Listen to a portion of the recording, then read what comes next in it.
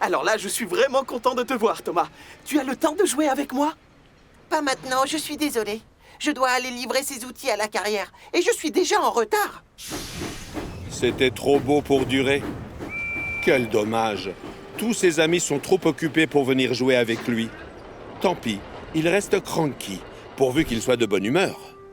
Comment tu vas, Cranky? Je n'ai trouvé personne pour venir s'amuser avec moi. Soudain, une mouette surgit de nulle part. Elle se perche sur le bras de la grue. Cranky doit avoir l'habitude parce qu'il ne dit rien. Apparemment, il la connaît bien. Tu sais qui c'est, Cranky? Ah oui, c'est mon ami, la mouette. Percy découvre qu'on peut faire ami-ami avec des animaux. Une idée fuse alors dans sa cheminée.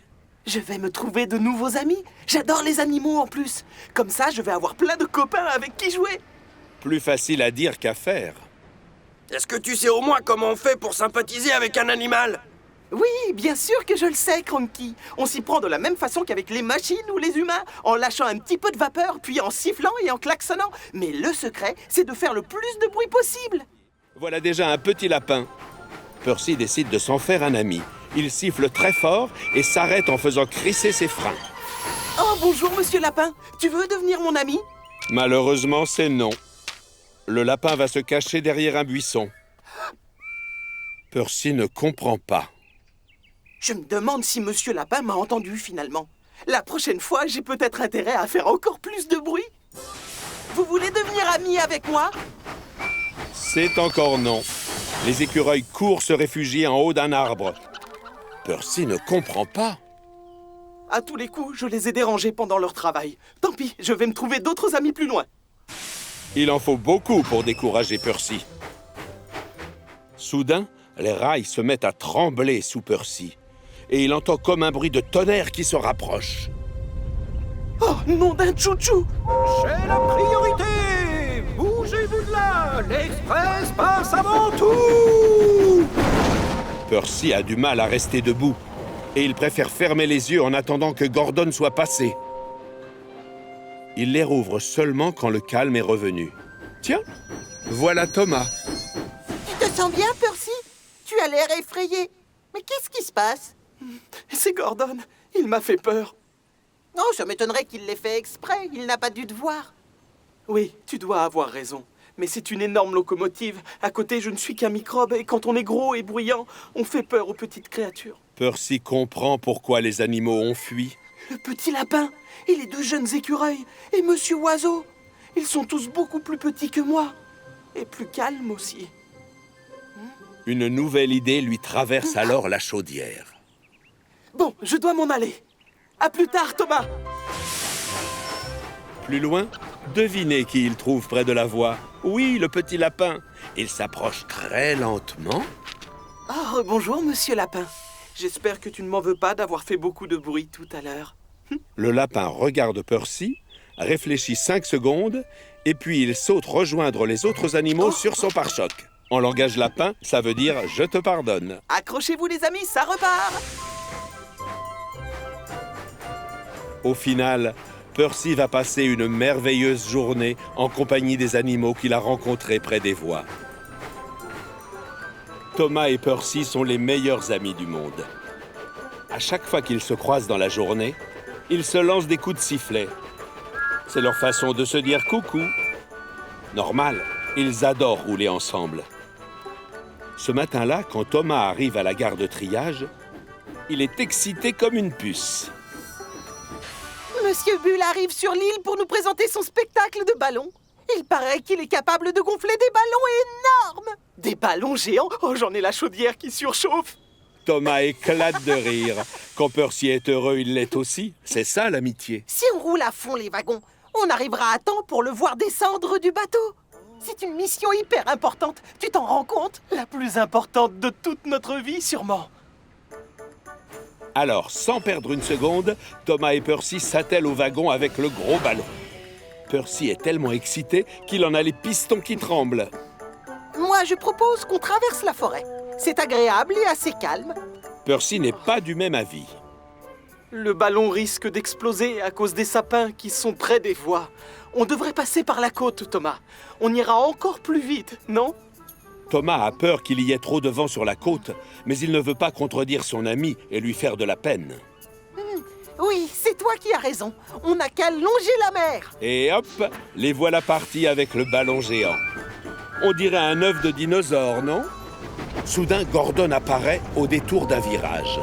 Bougez-vous de là, car l'express passe avant tout. Thomas et Percy freinent brusquement. Bon sang de voix! Et c'est la catastrophe. Le ballon géant se détache et s'envole haut dans le ciel. À cause d'une petite déchirure, voilà qu'il se met à virevolter dans tous les sens et à rétrécir, lentement mais sûrement, sous les yeux étonnés des locomotives. Oh non! Oh non! Mon chapeau! La famille Hatt se retrouve tête nue. Thomas, je peux savoir à quoi vous jouez? Le pauvre ne sait plus où se mettre. Quant à Percy, il se sent responsable. J'avais promis de bien m'occuper du ballon géant, mais je ne l'ai pas fait. Je n'ai pas voulu faire de peine à Percy. Maintenant, il est triste. Pourtant, depuis le début, je savais ce qu'il fallait faire. Mais pourquoi tu n'as rien dit? Thomas décide d'avouer la vérité. Je n'ai pas voulu te faire de peine, tu comprends? Percy sourit. Tu ne peux pas me faire de la peine, Thomas. Tu es mon meilleur ami. Ce matin-là, Percy se trouve à la gare du Puy-Sec, en train de faire ce qu'il préfère le plus au monde, livrer le courrier. Pendant que les facteurs déchargent les sacs, Percy sent ses paupières qui se ferment lentement. Depuis la voie d'à côté, Henry donne 2 coups de sifflet et sur le quai, un homme secoue son mouchoir vert. Percy, mal réveillé, le prend pour le chef de gare et croit qu'on lui donne le signal de départ. Stop! On n'a pas fini de décharger!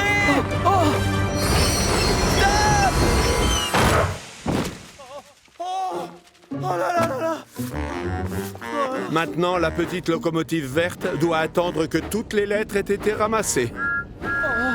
Oh mon pauvre, c'est pas de chance. Pendant ce temps-là, au château des elfes, Percy est encore bouleversé par ses dernières mésaventures et il s'en plaint auprès de Stephen.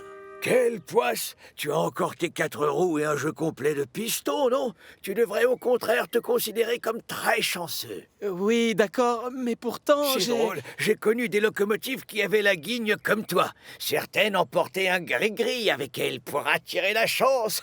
D'ailleurs, moi, j'ai un fer à cheval porte-bonheur. J'aimerais bien avoir un peu de chance ce matin. À ce sujet, tu sais quoi? Pourquoi tu ne prends pas mon fer à cheval porte-bonheur? Oh, merci beaucoup, Stephen. Tu viens de me sauver la vie. À partir de maintenant, grâce à toi, je vais travailler sous une bonne étoile. Je te le souhaite, Percy. Avec cet objet, la chance devrait enfin te sourire. C'est très simple, Percy. J'ai un paquet cadeau qu'il faudrait aller livrer de ma part à Madame la Duchesse de Beaufort. Ah, pas de problème, monsieur. Percy a la chaudière qui bouillonne de joie et de fierté. Et il est persuadé que sa chance est due au fer à cheval qu'il croit toujours accroché à son pare-choc.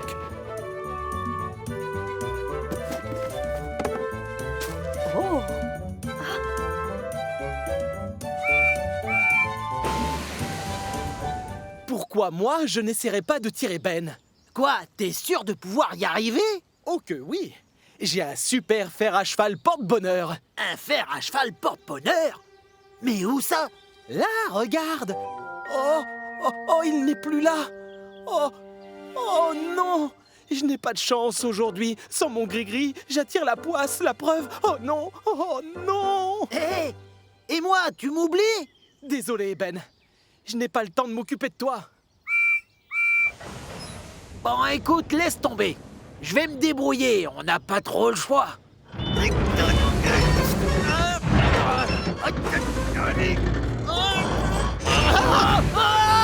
Je tombe, Bill! Mais j'essaye! Je sais pas si je tiendrai encore longtemps. Avec fer à cheval ou sans fer à cheval, Bill et Ben ont besoin que je les aide. Percy passe à l'action. Il se fait atteler à Bill et tire de toutes ses forces.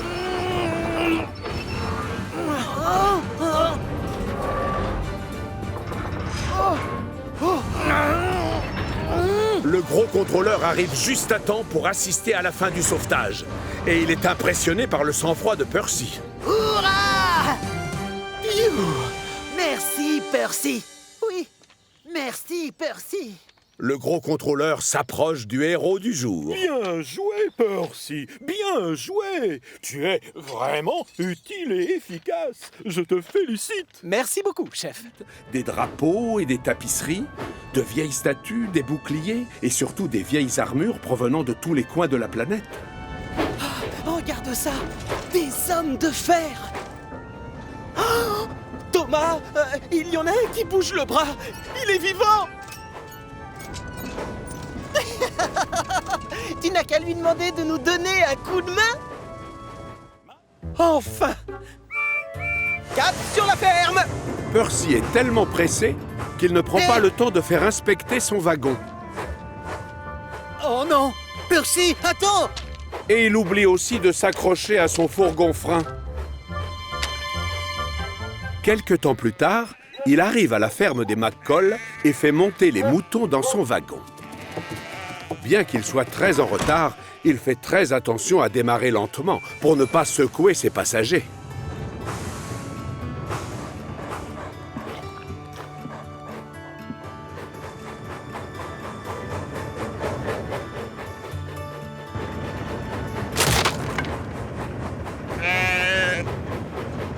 Et il a toujours besoin de faire le plein d'eau. Je vais enfin pouvoir remplir mon réservoir.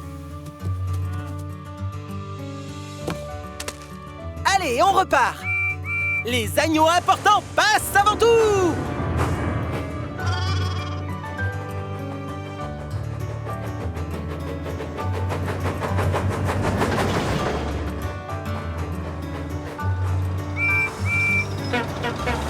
Bonjour, Percy.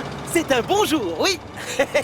Mais Percy ne se rend pas compte qu'à chaque fois qu'il s'arrête ou qu'il ralentit, un ou deux moutons s'échappent du wagon.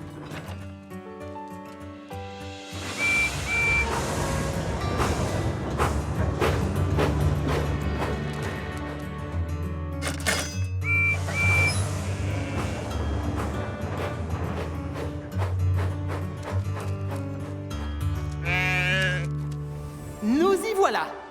C'est le terminus. Quel silence! L'atelier est vide. Tout est à sa place. Percy attend que Diesel 10 l'applaudisse et le traite de héros encore une fois. Mais au lieu de ça, le Diesel fait comme si la petite locomotive verte n'existait pas.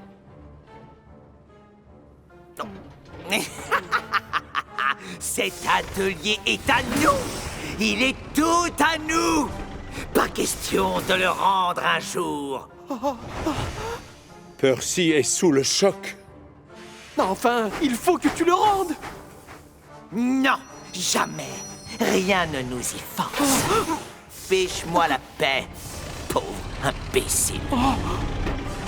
Les diesels prennent possession des lieux. Ils s'amusent avec la plaque tournante. Ils font joujou avec le treuil. Ils font des autotamponneuses avec les butoirs. On se croirait dans une fête foraine pour locomotives. Non, d'un chouchou. C'est un vrai désastre. Et vous oubliez Thomas. Au contraire, Non, on ne l'oublie pas. Il est à nous aussi. C'était un piège et on t'a bien eu. voilà pourquoi Diesel 10 était si gentil. Je croyais que j'étais un héros, que mon avis comptait pour vous, que vous étiez mes amis. Pire encore, Thomas est emprisonné dans une remise. Les diesels ont pris le contrôle de notre atelier. Et tout ça, c'est de ma faute. Oh, Percy se sent terriblement coupable. Diesel 10 n'est pas mon ami. Thomas l'est par contre. C'est mon meilleur ami. Il a besoin de moi. Percy reprend espoir. Je ne peux pas sauver l'atelier tout seul. Mais je peux sauver Thomas. Accroche-toi, Thomas. Tiens bon, je viens te chercher. Sur place, le hangar principal est presque totalement détruit par les flammes. Heureusement, Percy entend Thomas siffler. Thomas doit être derrière. Plus vite, Belle. Vas-y, Flynn. Les trois se précipitent vers la petite remise. Soulagés, ils aperçoivent Thomas, Ben, Dart et Kevin. Les pauvres n'ont pas l'air d'être très rassurés. Dan, où est la lance de Flynn? La lance? Quelle lance? Je ne sais pas. Ce qu'il veut dire, c'est qu'il ne sait pas de quoi tu parles. Si, il le sait. Tu devais la livrer au centre de recherche et de secours, mais tu ne l'as pas fait. Tu as menti. Où l'as-tu caché? On en a besoin, nous. Dan et Dart sont bien embêtés. Avec les ordures, à l'arrière. On s'en occupe, Percy. On va la retrouver. Les deux nouveaux passent à l'action. Allez, laissez-le partir. Diesel 10 a donné des ordres. Autrement dit, on ne bouge pas. Vous êtes encore plus bête que je ne le pensais. Votre atelier est en train de brûler. Le hangar va s'effondrer. Oh. Dart, et si on... Tu y es? Oui. Oh. Tu es libre, Thomas. Merci, Percy. Les trois amis filent se mettre à l'abri.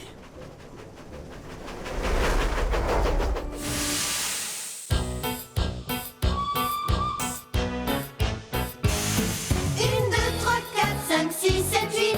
Les jolies locomotives, rouge et verte, marron.